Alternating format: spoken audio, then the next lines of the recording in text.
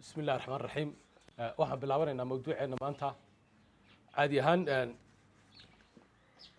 article-kan geesa badana ilaa intii aan bilownay hadda waxa laga joogaa sanad iyo bil meelahaas marka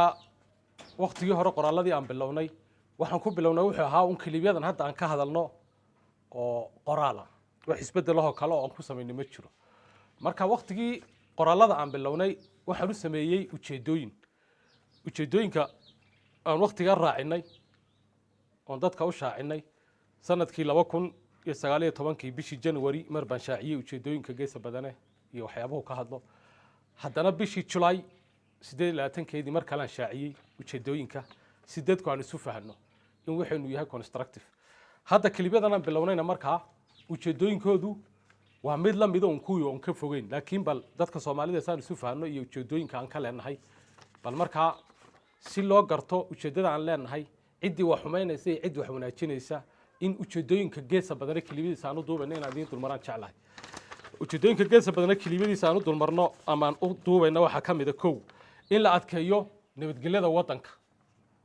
guud ahaan wadanka Itoobiya gaar ahaan tan deegaanka in laga hortago wax kasto dib u keenaya dalka iyo dadka waa qodobka labaad qodobka saddexaad in la sugo xuquuqda muwaadiniinta kuwa inagu dhaxnool iyo kuwan kale ee deegaanka u dhashay labadaba in laga hadlo maamul xumida oo tooshka lagu qabto kolba dhibaatooyinka jira in tooshka lagu qabto waayo qofka muwaadinka ah inuu dhaliilaha sheego waa mid uu xaq u leeyahay sheegitaanka dhaliiluhu ma aha inuu dawladda ka soo horjeedo kama dhigna waayo hadda ka hor maadaama la wada hadli jirin hadda waa in la wada hadli karo qodobka shanaad wuxuu noqonayaa in ma taqaanaa in la xoojiyo nidaamka dimuqraadiyadda tan iyadoo loo marayo sharciga dastuuriga kan deegaanka iyo kan kale labadaba in la xoojiyo qodobka toddobaad in laga fogaado dalka iyo dadka wixii wax u dhimaya nidaamka dawliga inuu noqdo mid la wada wadaago waa qodobka 8aad iyo ujeedooyinka geesa badane muwaadiniintu inay la socdaan xaaladda wadanka sida hadda marba toddobaad baan isu update garayno qof kasto muwaadin waa inuu la socdo xaaladda wadanka qodobka 9aad nidaamka dawligu inuu noqdo mid la wada tashanayo wax la isu sheegayo wax la isu sharxi karo inuuna noqonin mid afduuban qodobka 11aad hogaaminta dawladdu inay yeeshaan meel loogu soo hagaago hadafka iyo mowqifka visionka muxuu yahay deegaankan isagoo kan Itoobiya laga lunjeexayo si ay dadku u gartaan meesha aan u soconno iyo meesha aan u guurayno sida darteed in wadankuuna u afdoomnaanin group ama koox aynaan wadaagin arrimaha bulshada oo caruurtooda halkan ina joogin maanta biyalaan hadaa tahay biyalaanta ku haysa aan dareemaynin maanta magaalada jiga haduu dib ka jiro uu dib ka jirin dhinaca dhaqaalaha inaan isku mid ka ahayn oo dhaqaalaanta jirta iyo duruufaha iyo shaqalaanta aan kula dareemaynin oo ilmihiisu meel kale u joogo dhinaca siyaasadda aynaan isku mid ka ahayn oo imika anaga waxa naga qaylinaya meel kale oo u guurno ama aan u baxsano ma hayno sida darteed waa inaan wadanka ilaashino nin tigirka jeebadu ugu jiro oo transit ku sii noqon kara isla caawa Frankfurt inuu wadanka inaga burburinay ujeedada kale ee 13aad in dhibaatooyinka deegaanka kuwii hore u dhacay kuwa la mid yihiin mar dambe ka dhicin taas maxaa loo baahan yahay dadka wax garadka inay in badan u soo jeedaan in badan la hadlo in badan la iska kaashado qodobka 14aad horumarka wixii horeen haysanay in la joogteeyo horumarka kalena in bulshadu ay ka qayb qaadato oo bulshada lafteedu waa qayb ma taqaana horumarka inay ka qayb qaadataan loo baahan yahay dawladda kaliya wax ma qaban karto marka guud ahaan in la isku xidho dawladda iyo shacabka qodobka 15aad dhaqankeena iyo diinteena inaan adkaysano Itoobiya dhaqamo kala duwan baa jira qol walba dhaqankeeda ilaashataa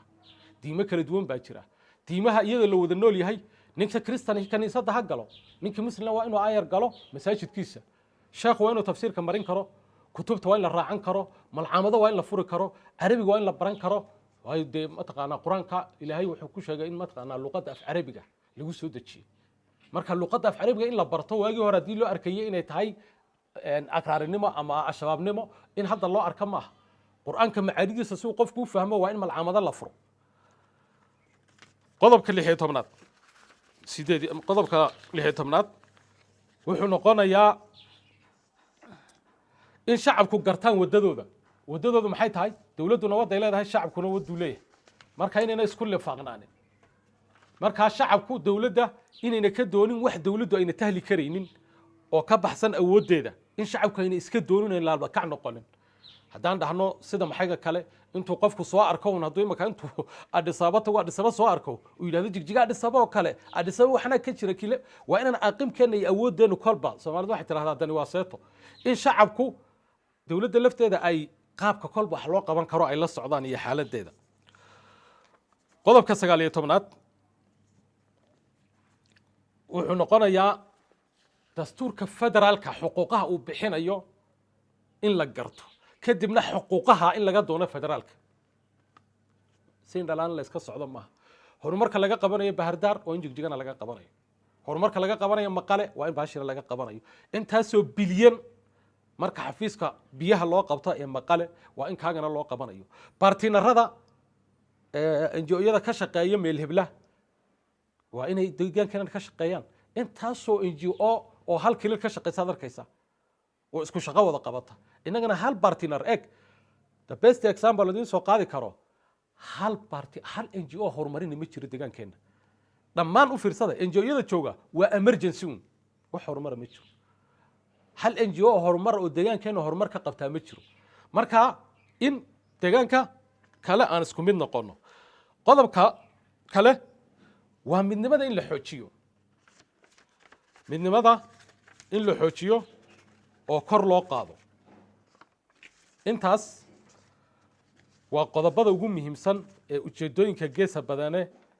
aan u qorno ama aan u waxayno had iyo jeerba haddaba ujeedooyinkeenu markay sidaa yihiin ee keliyata aan rabno inaan qaabka u soconno waa maxay sababta ay dad gaar u dhibayso waa maxay sababta uga damqanayaan nabadda hal xoojiye haddaan idhaahno ma nabad bayna rabin mucalaad bay rabaan haddaan dhahno diinteen iyo dhaqankeena aan ilaashano ma diinteen iyo dhaqankeena rabaan in naga bedelaan haddaan idhaahno nidaamka dawliga ah hal la ilaaliyo oo yaan la burburin ma nidaamka dawligeena rabin oo mafawd ay rabaan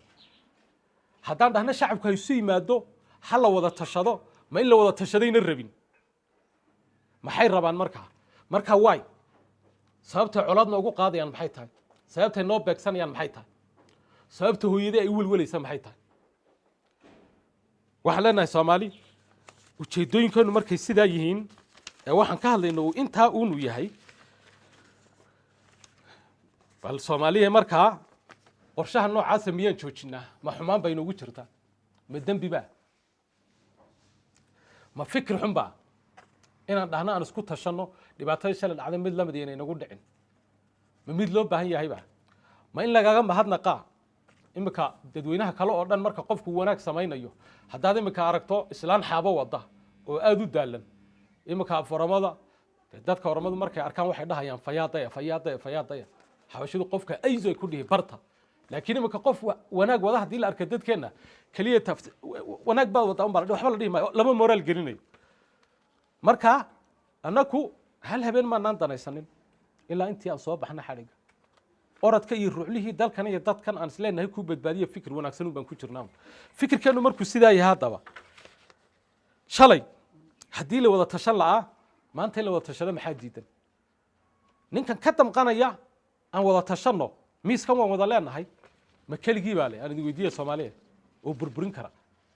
haddaad leedihiin keligii baa la faraha looga qaado dee hala burburiya waa sax weeyaan marka ma khalad baa wadadan ku socono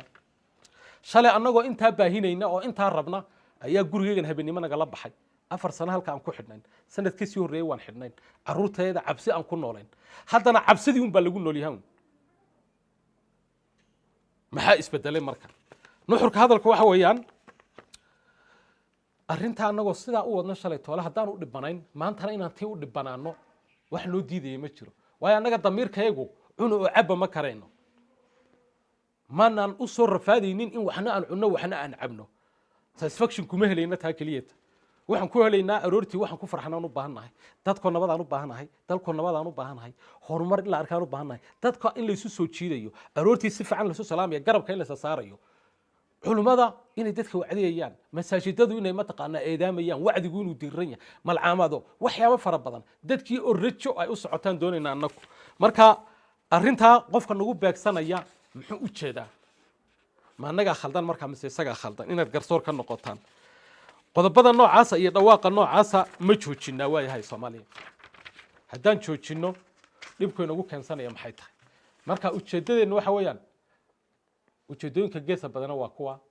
marka ujeeddooyinkeenna noocaasa haddaad leedihiin aan joojinno oo waxtar inooma laha dee waan joojinaynaa laakiin waxaan idiin sheegayaa fikirkaa wanaagsan shalayna cadow buu lahaa maantana inuu cadow leeyahay mawduucan halkaasaan kusoo koobaya mawduucyada kana gelaynaa